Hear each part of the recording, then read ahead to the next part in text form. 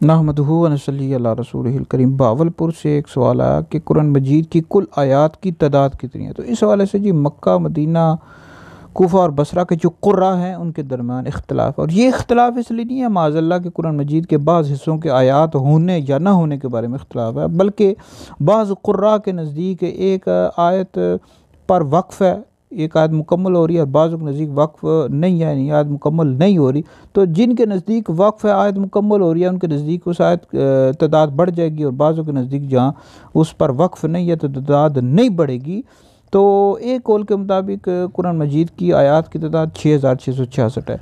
अहले मदीना के दो कौल मिलते हैं, 6214 का भी मिलता है और 6217 का भी मिलता है, और अहले कूफा के नज़दीक 6233, और एक कौल के मुताबिक 6236 का भी कौल मिलता है। तो बहरहाल ये एक ऐसा मसला नहीं है जिसको बाज़ नज़ा झगड़े का बाज़ बनाया जाए।